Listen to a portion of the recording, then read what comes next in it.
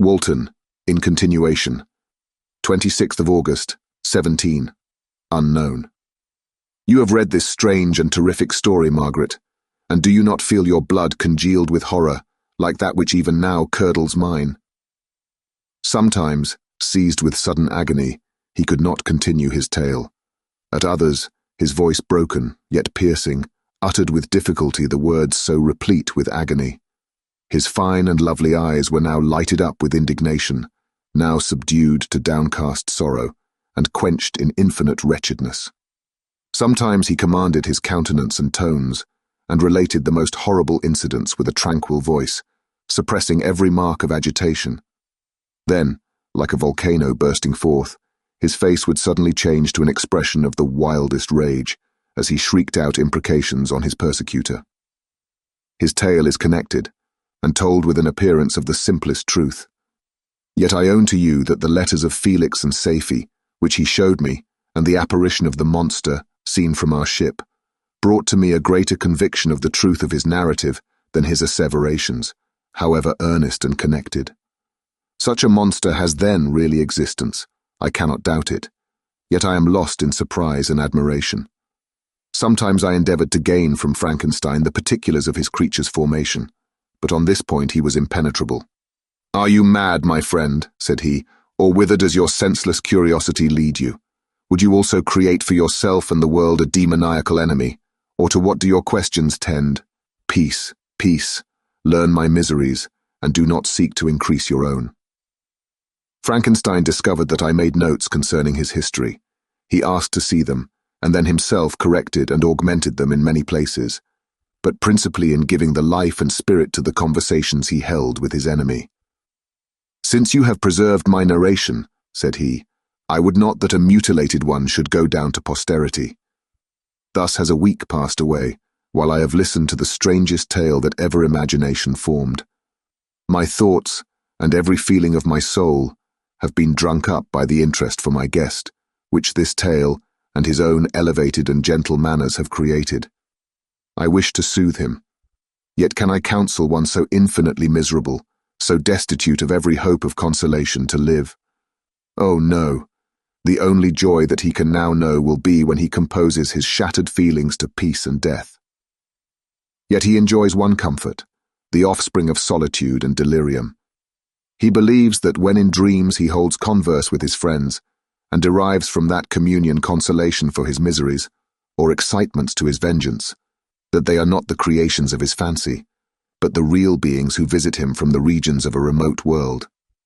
This faith gives a solemnity to his reveries that render them to me almost as imposing and interesting as truth. Our conversations are not always confined to his own history and misfortunes. On every point of general literature he displays unbounded knowledge, and a quick and piercing apprehension. His eloquence is forcible and touching, nor can I hear him, when he relates a pathetic incident, or endeavors to move the passions of pity or love, without tears. What a glorious creature must he have been in the days of his prosperity, when he is thus noble and godlike in ruin. He seems to feel his own worth, and the greatness of his fall.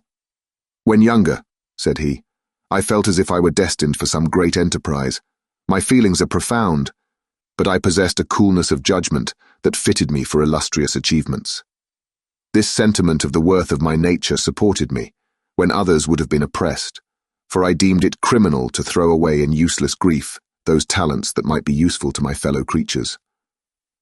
When I reflected on the work I had completed, no less a one than the creation of a sensitive and rational animal, I could not rank myself with the herd of common projectors. But this feeling, which supported me in the commencement of my career, now serves only to plunge me lower in the dust. All my speculations and hopes are as nothing, and like the archangel who aspired to omnipotence, I am chained in an eternal hell. My imagination was vivid, yet my powers of analysis and application were intense. By the union of these qualities I conceived the idea, and executed the creation of a man. Even now I cannot recollect without passion my reveries while the work was incomplete. I trod heaven in my thoughts, now exulting in my powers, now burning with the idea of their effects. From my infancy I was imbued with high hopes and a lofty ambition. But how am I sunk? Oh, my friend, If you had known me as I once was, you would not recognize me in this state of degradation. Despondency rarely visited my heart. A high destiny seemed to bear me on, until I fell, never, never again to rise. Must I then lose this admirable being? I have longed for a friend. I have sought one who would sympathize with and love me. Behold, on these desert seas I have found such a one, but I fear I have gained him only to know his value and lose him. I would reconcile him to life, but he repulses the idea. I thank you, Walton, he said, for your kind intentions towards so miserable a wretch, but when you speak of new ties and fresh affections, think you that any can replace those who are gone?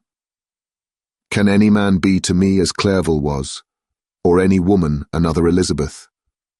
Even where the affections are not strongly moved by any superior excellence, the companions of our childhood always possess a certain power over our minds, which hardly any later friend can obtain.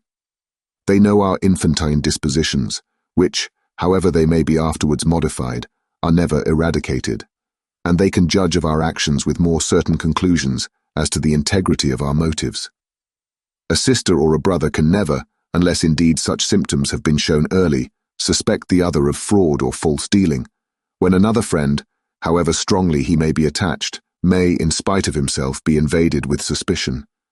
But I enjoyed friends dear not only through habit and association, but from their own merits, and wherever I am, the soothing voice of my Elizabeth and the conversation of Clerval will be ever whispered in my ear. They are dead, and but one feeling in such a solitude can persuade me to preserve my life. If I were engaged in any high undertaking or design, fraught with extensive utility to my fellow creatures, then could I live to fulfill it. But such is not my destiny. I must pursue and destroy the being to whom I gave existence. Then my lot on earth will be fulfilled, and I may die. 2nd of September. My beloved sister, I write to you, encompassed by peril, and ignorant whether I am ever doomed to see again dear England, and the dearer friends that inhabit it.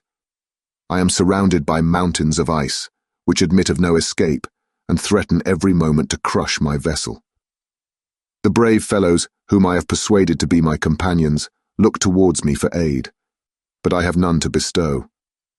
There is something terribly appalling in our situation, yet my courage and hopes do not desert me. We may survive, and if we do not, I will repeat the lessons of my Seneca and die with a good heart. Yet what, Margaret, will be the state of your mind? You will not hear of my destruction, and you will anxiously await my return. Years will pass, and you will have visitings of despair, and yet be tortured by hope. O my beloved sister, the sickening failings of your heartfelt expectations are, in prospect, more terrible to me than my own death. But you have a husband and lovely children. You may be happy. Heaven bless you and make you so. My unfortunate guest regards me with the tenderest compassion. He endeavors to fill me with hope, and talks as if life were a possession which he valued. He reminds me how often the same accidents have happened to other navigators who have attempted this sea, and in spite of myself, he fills me with cheerful auguries. Even the sailors feel the power of his eloquence. When he speaks, they no longer despair. He rouses their energies, and while they hear his voice, they believe these vast mountains of ice are molehills which will vanish before the resolutions of man. These feelings are transitory. Each day's expectation delayed fills them with fear, and I almost dread a mutiny caused by this despair. 5th of September. A scene has just passed of such uncommon interest that although it is highly probable that these papers may never reach you, yet I cannot forbear recording it. We are still surrounded by mountains of ice, still in imminent danger of being crushed in their conflict. The cold is excessive, and many of my unfortunate comrades have already found a grave amidst this scene of desolation. Frankenstein has daily declined in health.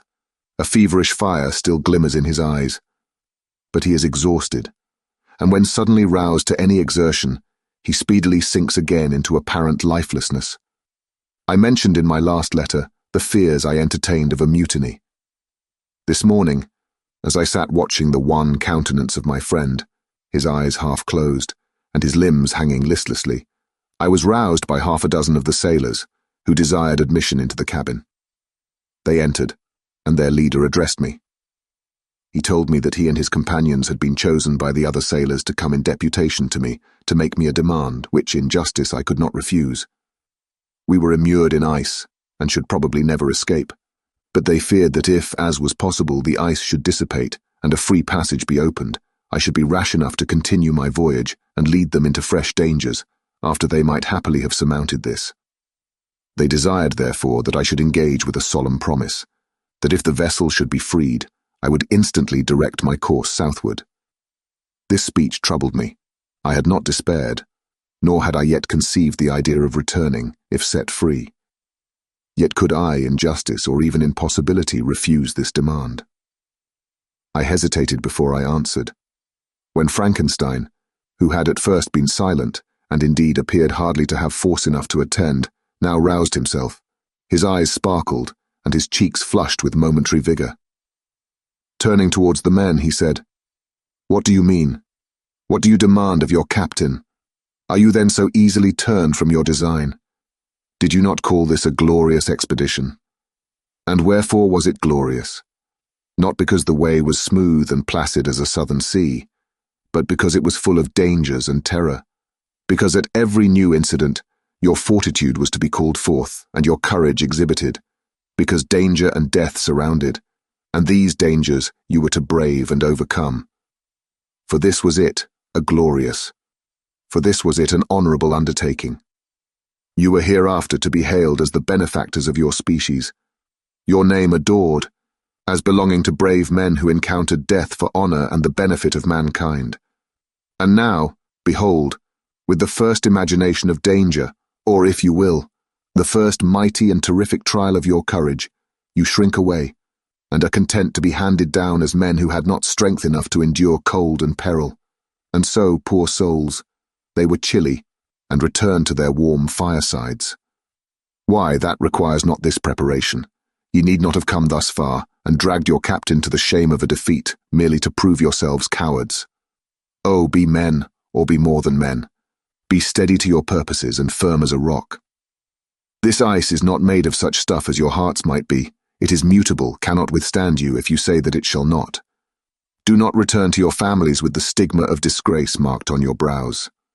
Return as heroes who have fought and conquered, and who know not what it is to turn their backs on the foe."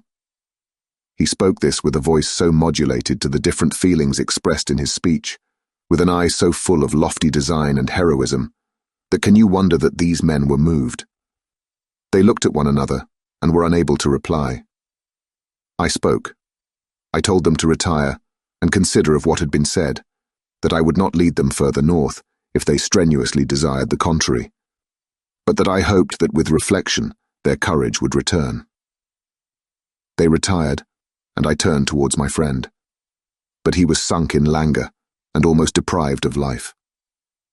How all this will terminate I know not, but I had rather die than return shamefully, my purpose unfulfilled. Yet I fear such will be my fate.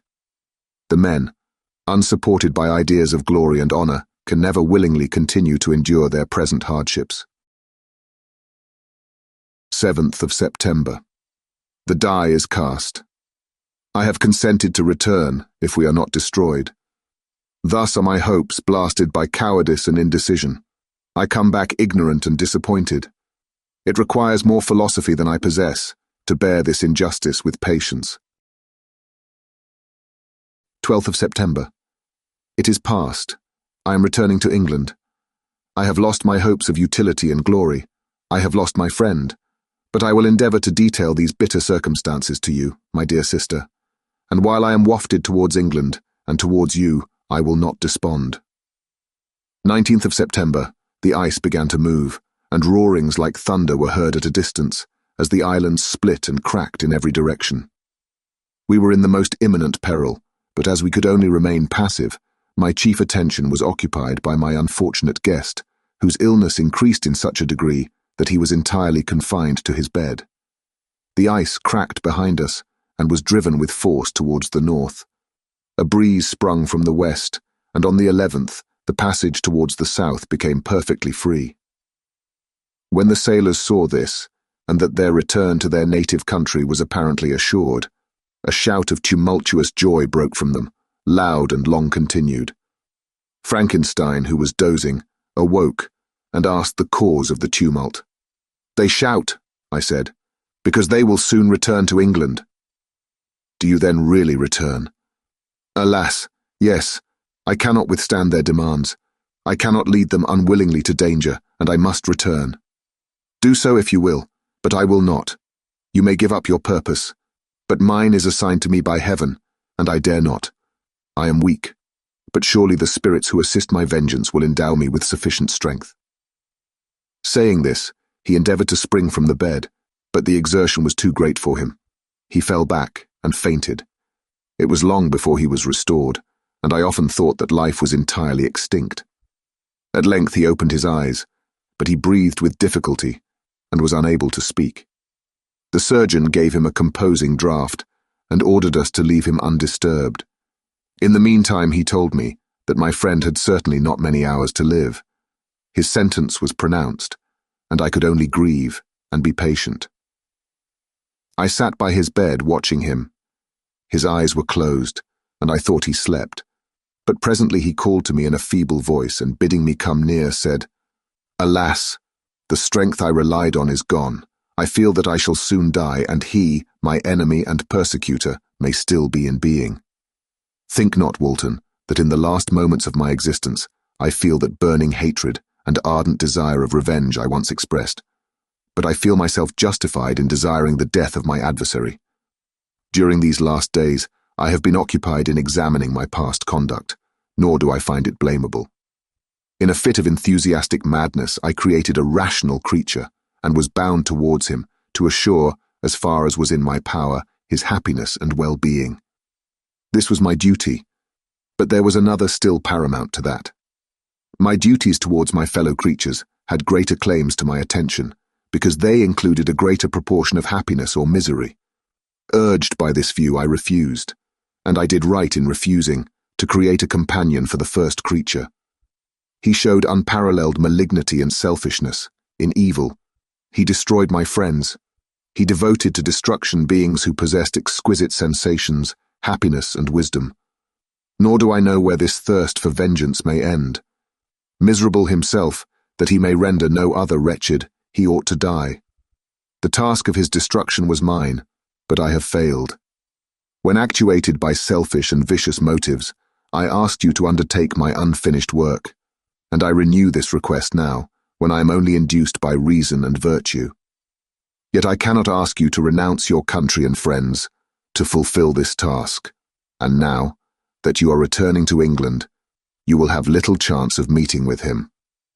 But the consideration of these points, and the well-balancing of what you may esteem your duties, I leave to you.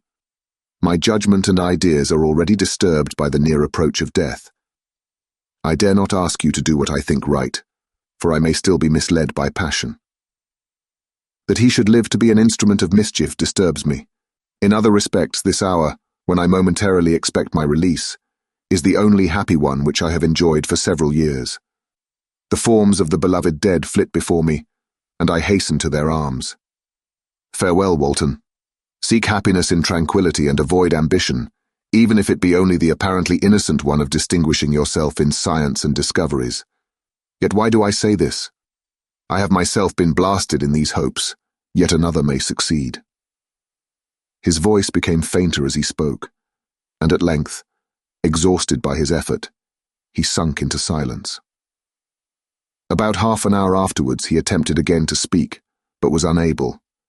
He pressed my hand feebly, and his eyes closed forever, while the irradiation of a gentle smile passed away from his lips. Margaret, what comment can I make on the untimely extinction of this glorious spirit? What can I say that will enable you to understand the depth of my sorrow? All that I should express would be inadequate and feeble. My tears flow, my mind is overshadowed by a cloud of disappointment, but I journey towards England, and I may there find consolation. I am interrupted. What do these sounds portend? It is midnight, the breeze blows fairly, and the watch on deck scarcely stir. Again, there is a sound as of a human voice, but hoarser. It comes from the cabin where the remains of Frankenstein still lie. I must arise and examine. Good night, my sister. Great God, what a scene has just taken place. I am yet dizzy with the remembrance of it. I hardly know whether I shall have the power to detail it, yet the tale which I have recorded would be incomplete without this final and wonderful catastrophe. I entered the cabin, where lay the remains of my ill-fated and admirable friend. Over him hung a form which I cannot find words to describe, gigantic in stature, yet uncouth and distorted in its proportions. As he hung over the coffin, his face was concealed by long locks of ragged hair, but one vast hand was extended, in colour and apparent texture, like that of a mummy. When he heard the sound of my approach, he ceased to utter exclamations of grief and horror, and sprung towards the window. Never did I behold a vision so horrible as his face, of such loathsome yet appalling hideousness. I shut my eyes involuntarily, and endeavoured to recollect what were my duties with regard to this destroyer. I called on him to stay. He paused, looking on me with wonder, and again turning towards the lifeless form of his creator, he seemed to forget my presence, and every feature and gesture seemed instigated by the wildest rage of some uncontrollable passion. "That is also my victim," he exclaimed. "In his murder my crimes are consummated, the miserable series of my being is wound to its close. O Frankenstein, generous and self-devoted being, what does it avail that I now ask thee to pardon me? I, who irretrievably destroyed thee by destroying all thou lovedst. Alas, he is cold. He may not answer me." His voice seemed suffocated, and my first impulses, which had suggested to me the duty of obeying the dying request of my friend in destroying his enemy, were now suspended by a mixture of curiosity and compassion. I approached this tremendous being. I dared not again raise my looks upon his face. There was something so scaring and unearthly in his ugliness. I attempted to speak, but the words died away on my lips. The monster continued to utter wild and incoherent self-reproaches. At length I gathered resolution to address him, in a pause of the tempest of his passion. "Your repentance," I said, "is now superfluous. If you had listened to the voice of conscience, and heeded the stings of remorse, before you had urged your diabolical vengeance to this extremity, Frankenstein would yet have lived." "And do you dream?" said the demon. "Do you think that I was then dead to agony and remorse? He continued, pointing to the corpse, he suffered not more in the consummation of the deed. Oh, not the 10,000th portion of the anguish that was mine during the lingering detail of its execution. A frightful selfishness hurried me on, while my heart was poisoned with remorse. Think ye that the groans of Clerval were music to my ears? My heart was fashioned to be susceptible of love and sympathy, and when wrenched by misery to vice and hatred, it did not endure the violence of the change without torture such as you cannot even imagine. After the murder of Clerval, I returned to Switzerland, heartbroken and overcome. I pitied Frankenstein. My pity amounted to horror. I abhorred myself. But when I discovered that he, the author at once of my existence and of its unspeakable torments, dared to hope for happiness, that while he accumulated wretchedness and despair upon me, he sought his own enjoyment in feelings and passions from the indulgence of which I was forever barred, then impotent envy and bitter indignation filled me with an insatiable thirst for vengeance. I recollected my threat, and resolved that it should be accomplished. I knew that I was preparing for myself a deadly torture. But I was the slave, not the master of an impulse which I detested, yet could not disobey. Yet when she died, nay, then I was not miserable. I had cast off all feeling, subdued all anguish to riot in the excess of my despair. Evil thenceforth became my good. Urged thus far, I had no choice but to adapt my nature to an element which I had willingly chosen. The completion of my demoniacal design became an insatiable passion, and now it is ended. There is my last victim. I was at first touched by the expressions of his misery, yet when I called to mind what Frankenstein had said of his powers of eloquence and persuasion, and when I again cast my eyes on the lifeless form of my friend, indignation was rekindled within me. "Wretch," I said, "it is well that you come here to whine over the desolation that you have made. You throw a torch into a pile of buildings, and when they are consumed you sit among the ruins and lament the fall. Hypocritical fiend, if he whom you mourn still lived, still would he be the object, again would he become the prey of your accursed vengeance. It is not pity that you feel. You lament only because the victim of your malignity is withdrawn from your power. Oh, it is not thus, interrupted the being. Yet such must be the impression conveyed to you by what appears to be the purport of my actions. Yet I seek not a fellow feeling in my misery. No sympathy may I ever find. When I first sought it, it was the love of virtue, the feelings of happiness and affection with which my whole being overflowed, that I wished to be participated. But now that virtue has become to me a shadow, and that happiness and affection are turned into bitter and loathing despair. In what should I seek for sympathy? I'm content to suffer alone, while my sufferings shall endure. When I die, I am well satisfied that abhorrence and opprobrium should load my memory. Once my fancy was soothed with dreams of virtue, of fame, and of enjoyment. Once I falsely hoped to meet with beings, who, pardoning my outward form, would love me for the excellent qualities which I was capable of bringing forth. I was nourished with high thoughts of honor and devotion. But now vice has degraded me beneath the meanest animal. No crime, no mischief, no malignity, no misery can be found comparable to mine. When I call over the frightful catalogue of my deeds, I cannot believe that I am he whose thoughts were once filled with sublime and transcendent visions of the beauty and the majesty of goodness. But it is even so. The fallen angel becomes a malignant devil. Yet even that enemy of God and man had friends and associates in his desolation. I am quite alone. You, who call Frankenstein your friend, seem to have a knowledge of my crimes and his misfortunes. But in the detail which he gave you of them, he could not sum up the hours and months of misery which I endured, wasting in impotent passions, for whilst I destroyed his hopes, I did not satisfy my own desires. They were forever ardent and craving. Still I desired love and fellowship, and I was still spurned. Was there no injustice in this? Am I to be thought the only criminal, when all humankind sinned against me? Why do you not hate Felix, who drove his friend from his door with contumely? Why do you not execrate the rustic who sought to destroy the saviour of his child? Nay, these are virtuous and immaculate beings. I, the miserable and the abandoned, am an abortion, to be spurned at and kicked and trampled on. Even now my blood boils at the recollection of this injustice. But it is true that I am a wretch. I have murdered the lovely and the helpless.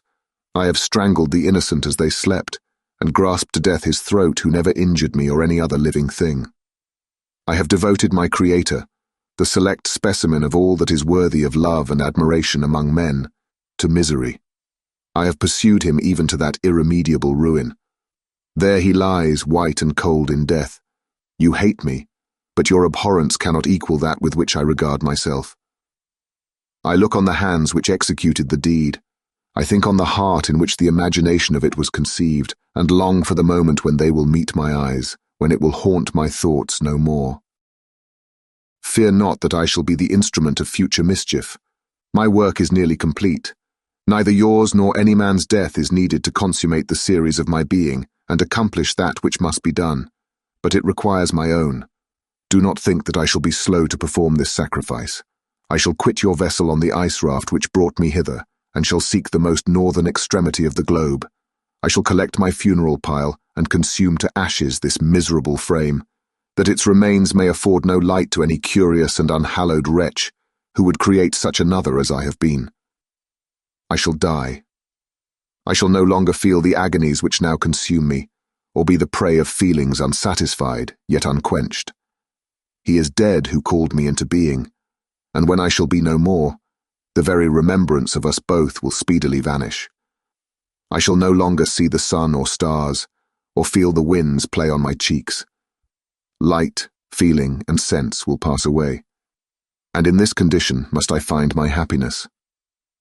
Some years ago, when the images which this world affords first opened upon me, when I felt the cheering warmth of summer, and heard the rustling of the leaves and the chirping of the birds, and these were all to me, I should have wept to die. Now it is my only consolation.